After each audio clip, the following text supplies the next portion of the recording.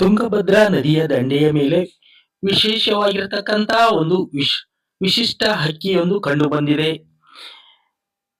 ಕೊಕ್ಕರೆ ಜಾತಿಗೆ ಸೇರಿದ ಇದು ಬೆಳ್ಳಕ್ಕಿಯನ್ನ ಹೋಲ್ತಕ್ಕಂತಹ ಹಕ್ಕಿಯಾಗಿದ್ದು, ಈ ಒಂದು ಹಕ್ಕಿಯ ಮೇಲೆ ದೇವರೇ ಪ್ರಿಂಟ್ ಹಾಕಿ ಕಳಿಸಿದಂತಹ ಒಂದು ಚಿತ್ರವನ್ನ ನಾವಿಲ್ಲಿ ಗಮನಿಸಬಹುದು. ಈ ಹಕ್ಕಿಯ ಮೇಲೆ ಮತ್ತೆರಡು ಹಕ್ಕಿಗಳು ಕುಳಿತಿರುವಂತೆಯೇ ಭಾಸವಾಗ್ತಕ್ಕಂತಹ ಚಿತ್ರವನ್ನ ನಾವು ನೋಡಬಹುದು.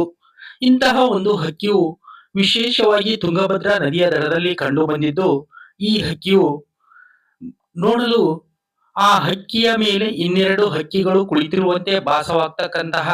ಕುಳಿತಿರುವಂತಹ ಚಿತ್ರವನ್ನ ನಾವಿಲ್ಲಿ ಗಮನಿಸಬಹುದು. ಇಂತಹ ಒಂದು ವಿಶೇಷ ಒಂದು ಅಪರೂಪದ ಹಕ್ಕಿಗಳು ಕಂಡು ಬರುವುದು ಬಹಳ ವಿರಳ.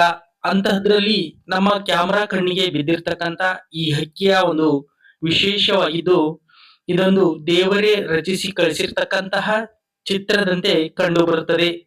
ಈ ಹಕ್ಕಿಯ ಬೆನ್ನ ಮೇಲೆ ಇರತಕ್ಕಂತಹ ಈ ಒಂದು ಚಿತ್ರವು ತುಂಬಾ ಸೋಜಿಗವನ್ನ ಉಂಟು ಮಾಡಿರ್ತಕ್ಕಂಥದ್ದು. ಇಂತಹ ವಿಶೇಷವಾಗಿರ್ತಕ್ಕಂತಹ ಹಕ್ಕಿಗಳು ಬಹಳ ಅಪರೂಪವಾಗಿ ನೋಡಲು ದೊರೆಯುತ್ತವೆ. ಇಂತಹ ಹಕ್ಕಿಗಳು ಮೀನು ಮತ್ತು ಸಣ್ಣ ಪುಟ್ಟ ಹುಳುಗಳನ್ನ ತಿಂದು ಜೀವಿಸ್ತಕ್ಕಂತ ಈ ಹಕ್ಕಿಯು ನೋಡಲು ತುಂಬಾ ವಿರಳವಾಗಿ ಕಂಡು ಬರುತ್ತವೆ. ಇಂತಹ ಹಕ್ಕಿಗಳು ಬಹಳ ವಿರಳವಾಗಿದ್ದು, ಇವು ಏಷ್ಯಾ ಖಂಡದಲ್ಲಿ ಅತಿ ಹೆಚ್ಚಾಗಿ ಕಂಡು ಬರತಕ್ಕಂತಹ ಹಕ್ಕಿಗಳಾಗಿವೆ.